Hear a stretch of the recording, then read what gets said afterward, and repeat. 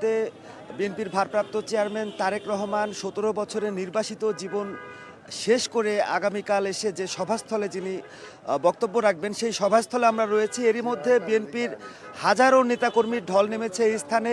সারা দেশ থেকে মানুষ এখানে আসছেন এবং অধীর অপেক্ষায় তারা অপেক্ষা করছেন ১৭ বছর পরে তাদের নেতার সঙ্গে তাদের দেখা হবে। তিনি কি বলেন, যে বার্তা তিনি দেন, সেই আশায় কিন্তু মানুষ এখানে এসেছেন। এবং শুধুমাত্র রাজধানী নয়, সারা দেশ থেকে দূর দূরান্ত থেকে বিএনপির নেতাকর্মীরা এই সভাস্থলে এসেছেন এবং মোটামুটি তারা টার্গেট নিয়েছেন অন্তত ৫০ লক্ষ লোকের বিশাল সমাবেশ করতে চান তারা এখানে, যেটি একটি নজিরবিহীন ঘটনা হিসেবেই তারা দেখছেন।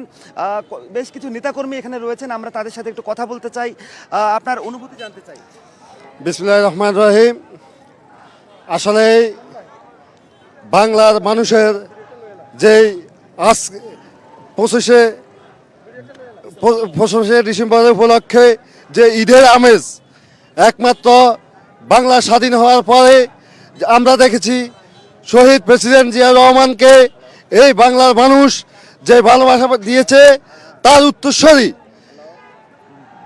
আমাদের আগামী রাষ্ট্রনায়ক তারেক রহমান, যেই 1/11-এর টাইমে এই নির্যাতিত হয়ে আমাদের বাংলাদেশ থেকে তাকে দূরে সরিয়ে রেখেছে।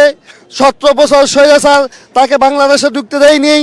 তার আলোকিতে যে 5 আগস্ট স্বৈরাচার পতনের পর বাংলার 18 কোটি মানুষ যে যার অপেক্ষায় ছিল এতদিন, সেই বাংলাদেশে আগামী 25শে ডিসেম্বর যে বাংলাদেশে আগমন উপলক্ষে সারা বাংলাদেশ তাকিয়ে আছে এই নেতাকে শুভেচ্ছা জানানোর জন্য।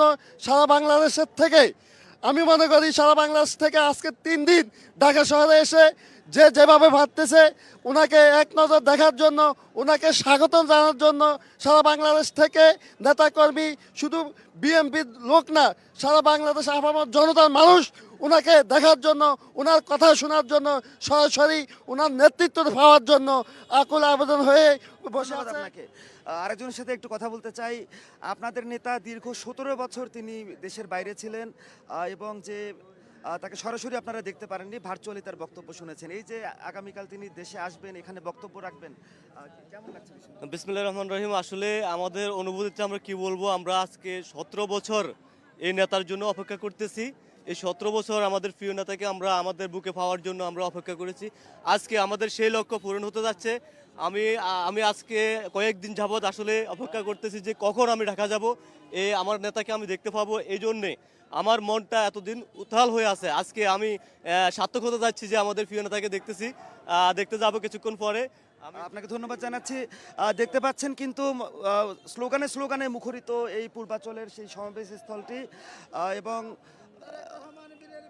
আসবে ফিরে বাংলাদেশে, আসবে ফিরে বাংলাদেশে, তারেক রহমান বীরের বেশে, মা মাটি ডাকছে, তারেক রহমান আসছে, তারেক রহমান আসছে, মা মাটি ডাকছে, তারেক রহমান বীরের বেশে, আসবে ফিরে বাংলাদেশে, আসবে ফিরে বাংলাদেশে, তারেক রহমান বীরের বেশে, তারেক রহমান ভয় নাই, রাজপথ ছাড়ি নাই, রাজপথ ছাড়ি নাই, তারেক রহমান ভয় নাই, মা মাটি ডাকছে, তারেক রহমান আসছে, তারেক রহমান বীরের বেশে, আসবে ফিরে বাংলাদেশে, আসবে ফিরে বাংলাদেশে, তারেক রহমান বীরের বেশে, 25 তারিখ বিরাজবাসী।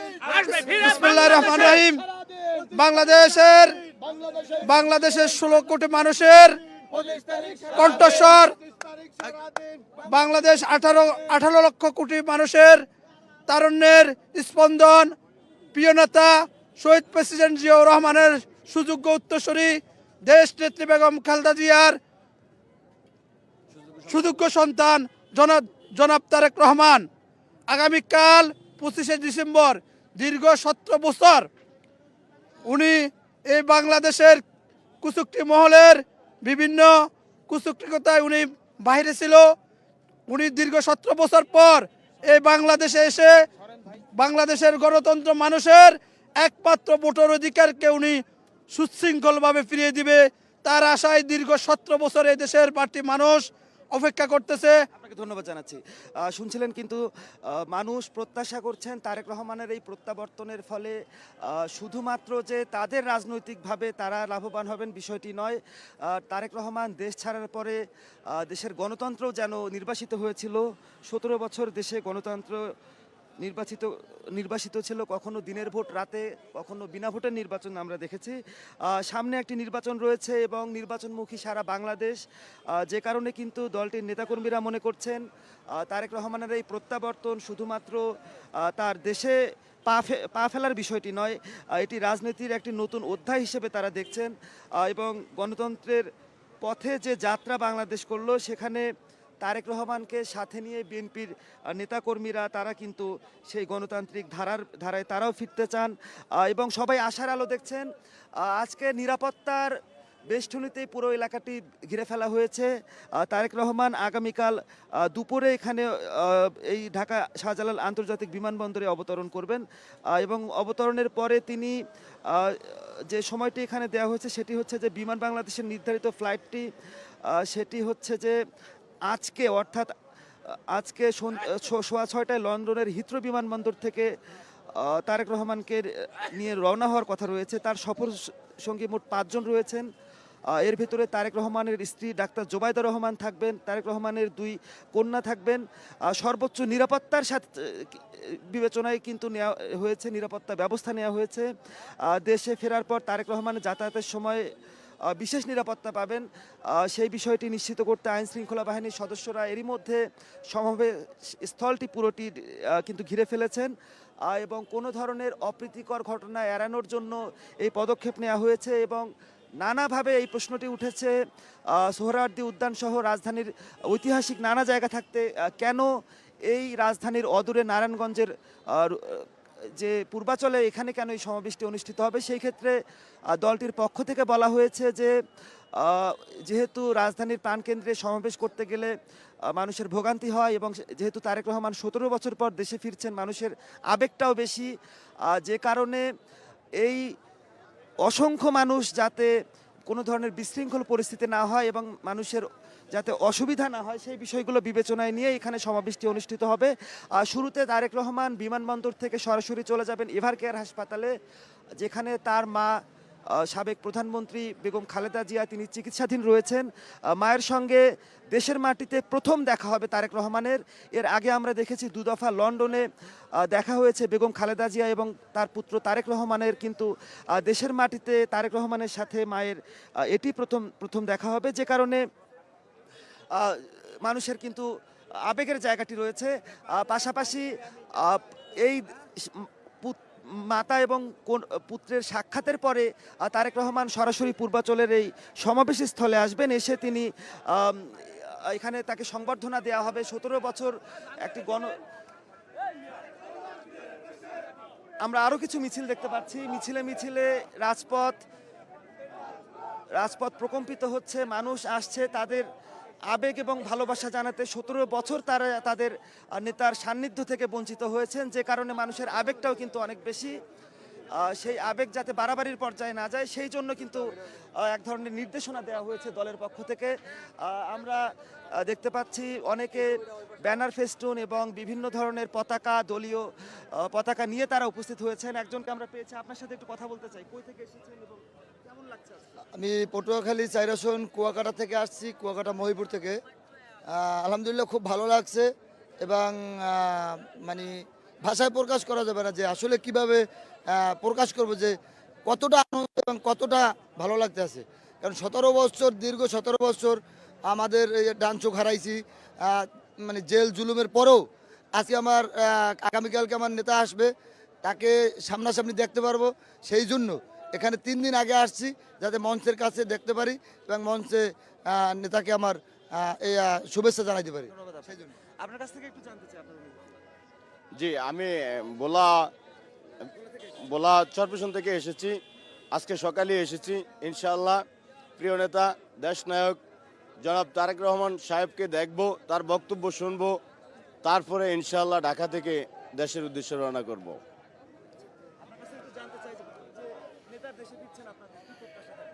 আসলে জনাব তারেক রহমান সাহেবের আগামী 25 ডিসেম্বর স্বদেশ প্রত্যাবর্তনের খবর ছড়িয়ে পড়ার পরে নেতাকর্মীদের মাঝে খুবই একটা খুশির আমেজ বইতে শুরু করে। আমরা সেই কাঙ্ক্ষিত দিন গণনা করতে থাকি, তারই দ্বারপ্রান্তে আমরা আজকে এসে দাঁড়িয়েছি। ইতিমধ্যে মঞ্চ প্রস্তুত, এখানে সারা বাংলাদেশ থেকে নেতাকর্মী অলরেডি আসতেছে। আমরা আশা করি আগামী 25 তারিখ ইনশাল্লাহ খুবই আনন্দঘন মুহূর্ত এবং ইতিহাসের সাক্ষী হতে যাচ্ছে এই দেশ, এই দেশের জনগণ। তারই ধারাবাহিকতা এই মানুষের উপস্থিতি এবং ইনশাল্লাহ তারেক রহমান সাহেবের এই ফেরা, এটা আমাদের আশা, আমাদের সংগ্রাম এবং ভবিষ্যতের প্রতি বিশ্বাসকে আরও দৃঢ় করবে ইনশাল্লাহ। ধন্যবাদ। আপনাকে ধন্যবাদ জানাচ্ছি। আমরা একটু মঞ্চটি দেখাতে চাই। ঠিক আমার পেছনেই যে মঞ্চটি রয়েছে, এই মঞ্চেই তারেক রহমান এসে তাকে অবস্থান নেবেন এবং তাকে সংবর্ধনা জানানো হবে। সারা দেশের মানুষ অপেক্ষা রয়েছেন এবং দেশের মাটিতে পদার্পণ তারেক রহমানের এটি একটি ঐতিহাসিক ঘটনা হিসেবে দেখছেন বিএনপির নেতাকর্মীরা, যে কারণে এই দিনটিকে স্মরণীয় করার জন্য তারা সব ধরনের প্রস্তুতি তারা নিয়েছেন। সারা দেশ থেকে নেতাকর্মীরা এসেছেন এবং উৎসুক জনতা অনেকেই এসে কিন্তু আগের দিনই এখানে অবস্থান নিয়েছেন এবং দেখার চেষ্টা করছেন কোন জায়গায় তাদের নেতার এই সংবর্ধনা অনুষ্ঠানটি আয়োজন করা হবে।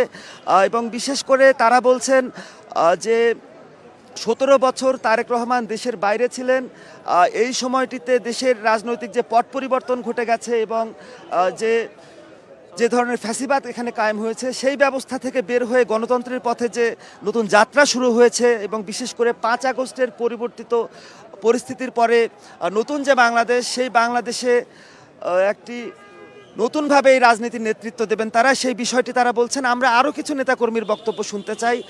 আমরা রয়েছে এখানে, আপনার কাছ থেকে একটু শুনতে চাই, কেমন লাগছে?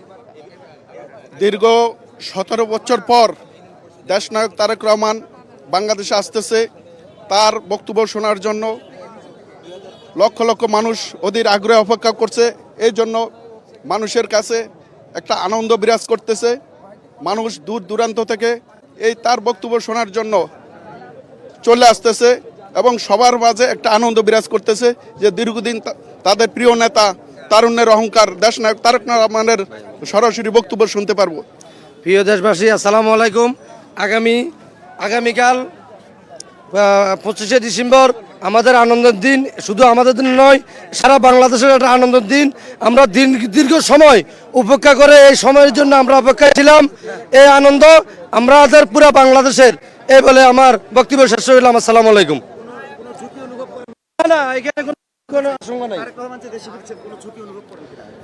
না, ইনশাল্লাহ আমাদের আইন শৃঙ্খলা বাহিনী যারা আছেন বাংলাদেশের প্রত্যেকের অবস্থান থেকে যথেষ্ট ওনারা করে যাচ্ছেন। তার পাশাপাশি আমাদের নেতাকর্মী যারা আছেন সবাই সবার অবস্থান থেকে অ্যালার্ট আছেন।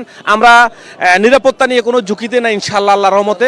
আমরা চাচ্ছি আমাদের নেতা সুন্দর এবং সুশৃঙ্খলভাবে আমাদের মাঝে এসে উপস্থিত হবেন, আমরা এটাই আশা করতেছি। ধন্যবাদ জানাচ্ছি।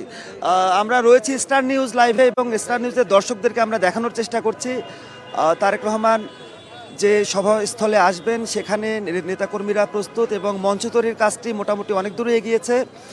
যে তথ্যটি আমার কাছে রয়েছে সেটি হচ্ছে যে আগামীকাল দুপুরের পরে তারেক রহমান দেশের মাটিতে পা রাখার পরে প্রথমে তিনি যাবেন রাজধানীর বসুন্ধরা আবাসিক এলাকা এভার কেয়ার হাসপাতালে। সেখানে তার মা চিকিৎসাধীন রয়েছেন, বেগম খালেদা জিয়া। তাকে দেখার পরে তার দলীয় নেতাকর্মীরা যে সংবর্ধনার আয়োজন করেছে এখানে, সেই সভাস্থলে তিনি আসবেন এবং সেখানে এসে দলের নেতাকর্মী এবং দেশবাসীর সম্মুখে প্রথম তিনি সশরীরে কোনো বক্তব্য দেবেন দেশের মাটিতে থেকে। সবাই আশায় রয়েছে, আশায় বুক বেঁধেছে এবং বিএনপির পক্ষ থেকে যে প্রস্তুতি রয়েছে তাদের, সেই প্রস্তুতিতে তারা বলছেন যে একটি স্মরণকালের সবচাইতে বেশি মানুষের সমাবেশ তারা রাজধানীর বুকে করতে চান, মানুষের ভোগান্তি না দিয়ে। এবং এরই মধ্যে নেতাকর্মীরা সভাস্থলে এসে অনেকেই রাত্রি যাপন করছেন, অনেকে একদিন আগে এসেছেন এবং তাদের যে আবেগ, তাদের যে ভালোবাসা, এবং আমরা দেখেছি দীর্ঘদিন তারা একটি স্লোগান তারা খুব দেন যে তারেক রহমান বীরের বেশে আসবে ফিরে বাংলাদেশে। এই স্লোগানটি তারা সেই 17 বছর ধরেই দিচ্ছেন। সেই ক্ষণের শেষ পর্যায়ে চলে এসেছে, তাদের স্বপ্নটি, তাদের আশাটি পূর্ণ হতে চলেছে। আমরা রয়েছি এখানে দর্শক, পরবর্তীতে হয়তোবা এখানে গুরুত্বপূর্ণ কোনো রাজনৈতিক ব্যক্তিত্ব বা হচ্ছে যে কেউ এখানে আসলে তাদের যে অনুভূতি প্রতিক্রিয়া, সেই দায়িত্বশীল তাদের বক্তব্য আমরা জানার চেষ্টা করব। পাশাপাশি আইন শৃঙ্খলার বিষয়ে কতটুকু প্রস্তুতি সম্পন্ন হয়েছে সেই বিষয়গুলো আমরা